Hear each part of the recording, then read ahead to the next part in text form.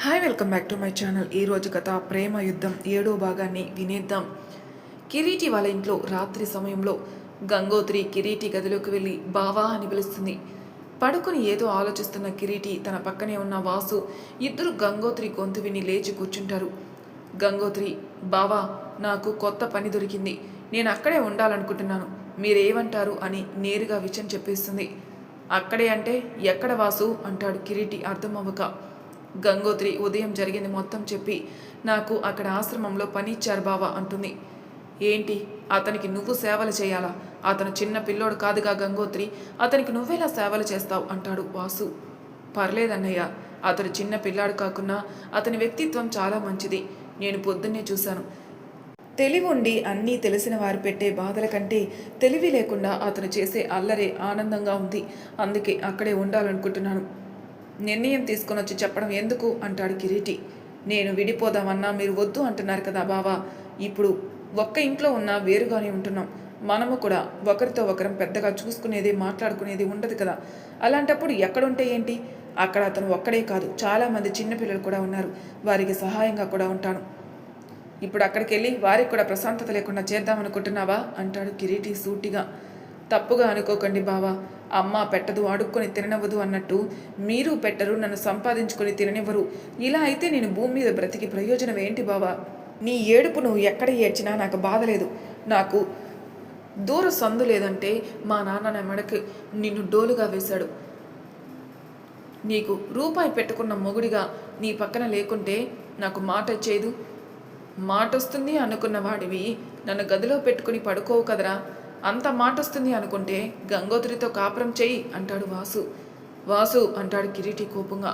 అన్నయ్య, అన్నయ్య అన్నది నిజమే కదా బావా, ఇదేదో మావయ్య ముందే చెప్పుంటే ఈరోజు మనందరికీ సమస్య ఉండేదే కాదు కదా అంటుంది గంగోత్రి.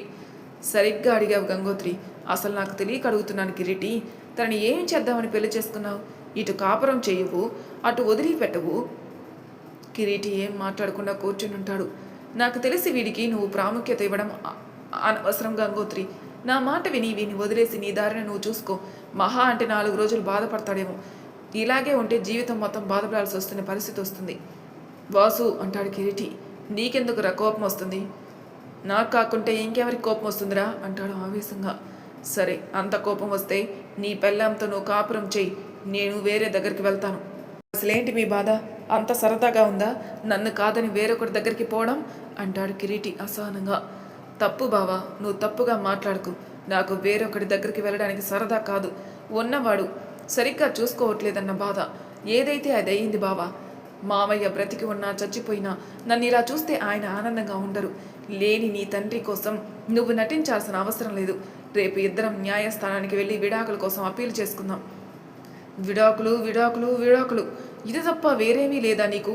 నీకు విడాకులు ఇచ్చేవాడిని అయితే పెళ్ళైనప్పుడు ఇచ్చేవాడిని కదా, ఒక్కసారి చెప్తే అర్థం కావట్లేదా? లేకుంటే పదే పదే ఆ మాట అనడం సరదాగా ఉందా?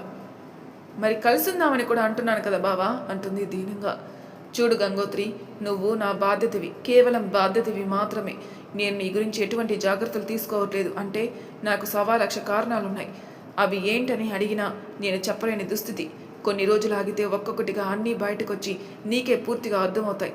కాస్త అప్పుడప్పుడు అన్నా మనుషుల్ని అర్థం చేసుకోవడం నేర్చుకో. వాసు కిరీటి వైపు అనుమానంగా చూస్తాడు.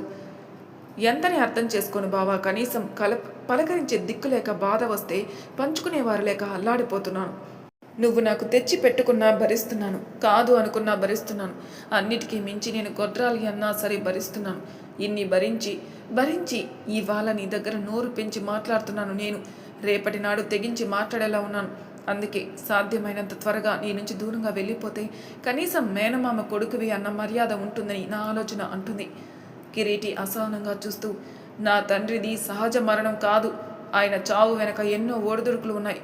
నేను వాటి గురించి చూసుకోవాలా, లేకపోతే ఈ గంగోత్రి గురించి చూసుకోవాలా అని లోపల అనుకునేది బయటికి అనేస్తాడు.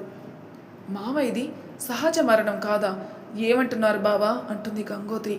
హే వెళ్ళు, నీకు చెప్పానా నేను అంటూ అక్కడి నుంచి లోపలికి వెళ్ళబోతాడు.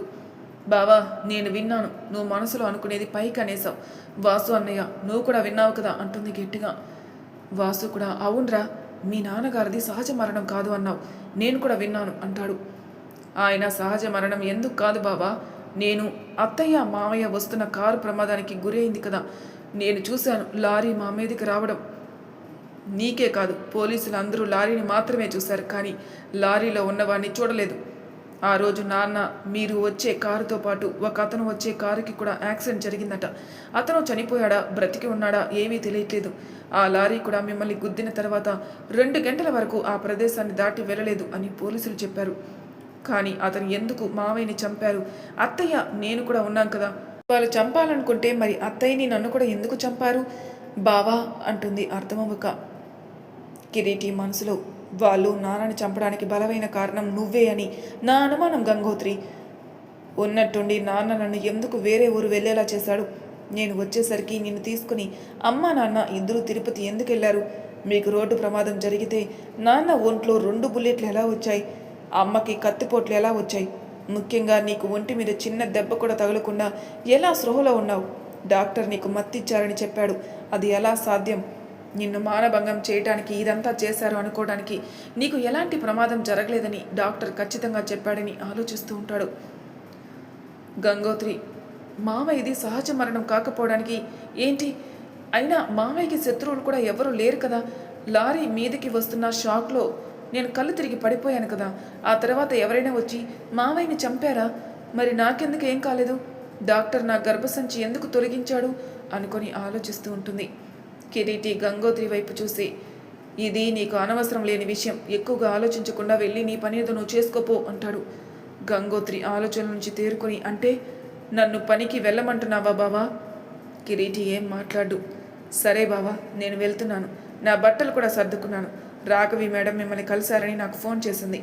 మేడం వాళ్ళ ఆఫీస్ దగ్గరే మీకు కొత్త ఇల్లు చూసిందంట కదా, నన్ను కూడా రమ్మంది. కానీ నేను పని దొరికిన విషయం చెప్పి రానన్నాను. మీరు భోజనం వండుకోవడానికి ఇబ్బందిగా లేకుండా ఒక వంట మనిషిని పెడతానని చెప్పింది. నాకిచ్చే జీతం తనకివ్వండి ఇంకా అని ఆలోచిస్తూ, ఇంకేం లేదు, ఇంక నేను వెళ్తాను బావా అంటూ ఆ గదిలో నుంచి బయటికి వెళ్తుంది. వాసు, ఒక్క నిమిషం అంటాడు కిరీటి గంగోత్రిని చూస్తూ. గంగోత్రి ఆగి కిరీటి వైపే తిరుగుతుంది. నువ్వు ఎక్కడ ఉన్నా నీకు ప్రమాదం జరగదు. నీ చుట్టూ ఉన్న వారికే ప్రమాదం జరుగుతుందని నేను మా నాన్న చనిపోయిన రోజు నుంచి గట్టిగా నమ్ముతున్న విషయం. ఆ అబ్బాయి పిచ్చివాడు కాబట్టి ఇంకా ప్రాణాలతో ఉన్నాడని నాకు చాలా నమ్మకం ఉంది. కాబట్టి నువ్వు నీ వయస్సు వారితో జాగ్రత్తగా మెసులుకుంటే నీకు మంచిదని నా అభిప్రాయం. తర్వాత నీ ఇష్టం అంటాడు. రేయ్, అంటే ఇప్పటికీ ఇతన్ని నష్టజాతకురాలు అంటున్నావా అంటాడు వాసు కోపంగా. నేనన్నది 100కి 100% నిజం. తను ఎలా అర్థం చేసుకున్నా నువ్వు ఎలా అర్థం చేసుకున్నా అనవసరం. సాధ్యమైనంతగా రాఘవికి దగ్గరికి రాకు. తనకి మొదటి నుంచి నీతో స్నేహం చేయడం ఇష్టం. దాని గురించి నన్ను కూడా చాలాసార్లు ఎదిరించింది. ఇప్పుడు కూడా నీ దగ్గరికి వస్తానంటుంది. కాస్త నువ్వే దూరంగా ఉంటే తన ప్రాణాలకి చాలా మంచిది అంటాడు.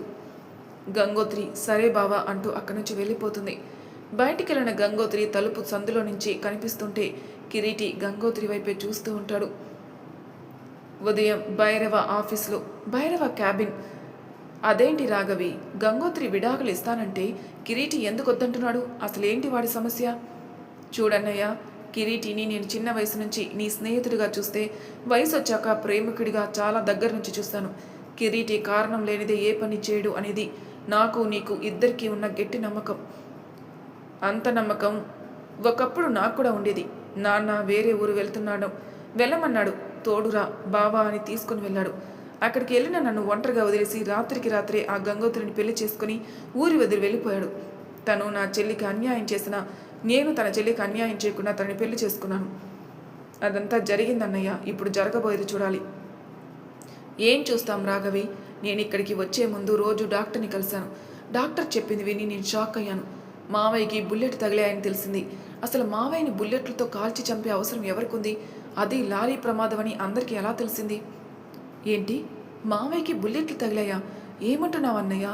ఈ విషయం ఇన్ని రోజులు నాకెందుకు చెప్పలేదు అంటుంది రాఘవి పైకి లేచి నిల్చుని. నేను అదే కనుక్కోవడానికి ప్రయత్నిస్తున్నాను రాఘవి.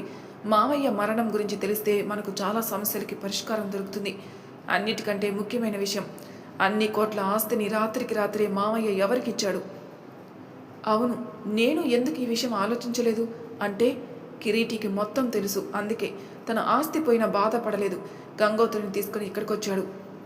లేదు, వాడికి పూర్తి నిజం తెలియదు. మండోదరి ఆస్తి విషయం అడిగితే నాన్న అప్పులు చేశాడు, అందుకే అన్నీ కట్టానని మాట్లాడాడు. ఏంటి మావయ్య అప్పులు చేయడం ఏంటి? ఆయన ఆఫీస్ టర్నోవర్ ఎంతో తెలుసా?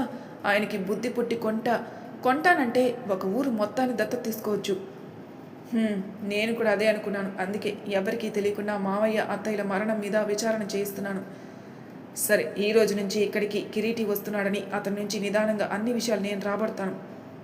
ఏంటి, కిరీటి ఇక్కడికి వస్తున్నాడా అని షాక్ అయి నిల్చుంటాడు భైరవ. ఎందుకన్నయ్య అంత షాక్ అవుతున్నావు? తను మన శత్రువు కాదు. అకస్మాత్తుగా జరిగిన సంఘటన వల్ల కొండంత అండగా ఉండే తండ్రి, అమితంగా ప్రేమించే తల్లి, కోట్ల ఆస్తి, ప్రేమించిన నేను అన్నీ ఒక్కసారిగా పోయి డీలా పడ్డాడంతే. 4 రోజులు మనం వెంట ఉంటే పాత కిరీటిని బయటికి తీసుకొని రావచ్చు. అతనికున్న తెలివితోటే తను పోగొట్టుకున్నది సంపాదించుకుంటాడు.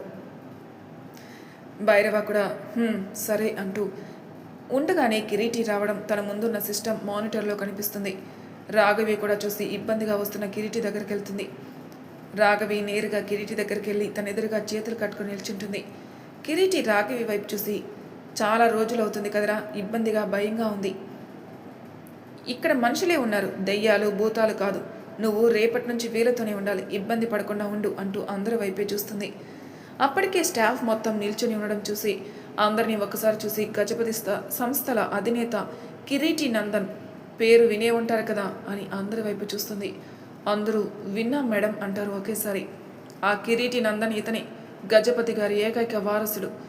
అందరూ కిరీటి వైపే చూస్తారు. సాధారణ బట్టల్లో చెప్పులు కూడా సరిగ్గా లేకుండా చింపిరి జుట్టుతో ఉన్న అతన్ని అందరూ ఆశ్చర్యంగా ఒకరు చెవులు ఒకరు కొరుక్కుంటూ ఉంటారు.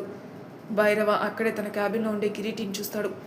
ఒకప్పుడు తన ఆఫీస్లో హుందాగా నడుస్తూ కంటి చూపుతోనే అందరినీ సంభాలిస్తూ పొగరుగా ఉండే కిరీటి ఇప్పుడు సాధారణ బట్టల్లో బిడియంగా ఉన్న కిరీటిని చూసి భైరవకి బాధగా ఉంటుంది. కిరీటి అందరూ తనని చూసి చెవులు కొరుక్కోవడం చూసి రాఘవి అంటాడు చిన్నగా అసహనంగా.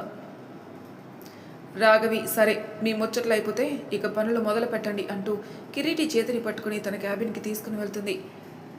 ఆఫీస్ స్టాఫ్ మళ్ళీ కిరీటి రాఘవిల చేతుల్ని చూస్తూ గుసగుసలు మొదలు పెడతారు. రాఘవి అందరినీ ఒక చూపు చూసి ఎవరిని పట్టించుకోకుండా అక్కడి నుంచి నేరుగా భైరవ క్యాబిన్లోకి తీసుకెళ్తుంది. కిరీటి అంతసేపు మామూలుగా ఉన్నవాడు భైరవ దగ్గరికి రాగానే కోపంగా ముఖం పెట్టుకుని రాఘవిని, కొత్త ఆఫీస్ అన్నావు, ఇతనేంటి ఇక్కడ అంటాడు. రాఘవి భైరవాన్ని చూసి, తను నా కంపెనీలో 50% షేర్లున్న నా భాగస్వామి అంటుంది. రాఘవి తన అన్నయ్య అని చెప్పకుండా భాగస్వామిగా పరిచయం చేసి కిరీటి నోరు మూయిస్తుంది. భైరవ కూడా అంతసేపు కిరీటి ఎంత గొడవ చేస్తాడని భయపడ్డాడు. చిన్నగా నవ్వుతాడు.